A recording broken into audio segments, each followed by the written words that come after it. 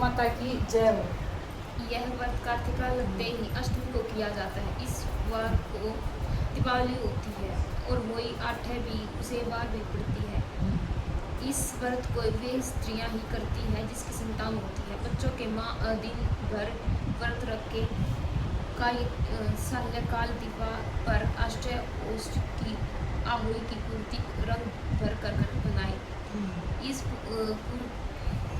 पुतली के पास रही तथा रई के बच्चों का चित्र भी बनाए या छपी हुई ओही अष्टमी का चित्र मंगवाकर दीवार पर लगाए तथा उसकी पूजन कर सूर्यास्त के बाद अर्थात तारे निकलने पर अरुणी माता की पूजा करने से पहले पृथ्वी को पवित्र करके शोक पर कर एक लोटा जल भरकर एक पत्रे पर कलेश की बाती रखकर पूजा करें।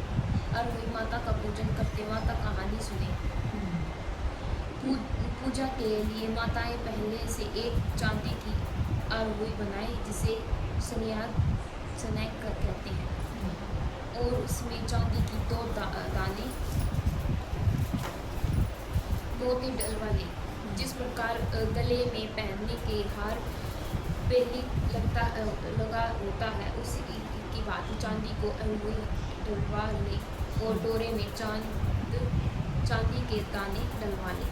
फिर अरुई की रोली चावल ले और रोली चावल दूध व भात से पूर्ण करें। जल से भरे लोटे पर सप्ताह बना लें। एक कटोरी में हलवा तथा रुपये बनाया निकाल कर रख लें और 7 दाने गेहूं के लेकर कहानी सुने। कहानी सुनने के बाद अरुई स्याह की माला गले में पहन ले और जो बनाए निकाल कर रखा था उसे सासू माँ जी के पांव लगाकर आदर पूर्वक उन्हें देवी। उसके बाद चंद्रमा को आरती कर स्वयं भोजन करे। दीपावली के बाद किसी शुभ दिन अरुई को गले से उतार कर उसका गुड़ से भोग लगाए और जल के छोटे छोटे देकर मस्तक शुभ कहकर रख दें। जितने बेटे हैं उतनी बार तथा जितने बेटों का विवाह हो गया है वो उतनी बार चांदी के 2 अरुई में डालती जाए।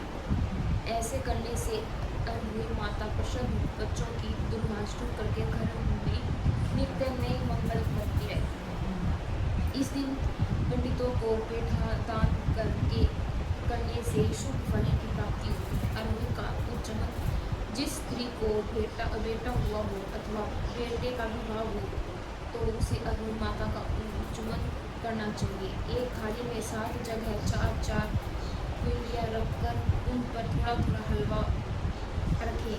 इसके साथ ही एक तिलक साड़ी व जलाउन पर ऐसे मात्र रुपये रखकर थाली में चारों ओर हाथ फैलाकर श्रद्धापूर्वक सासू जी के पांव लगाकर वह सभी सामान सासू जी को देगी। तिलक तथा रुपये सासू जी अपने पास रखने और हलवा को कूट कर बनाया बटा दें।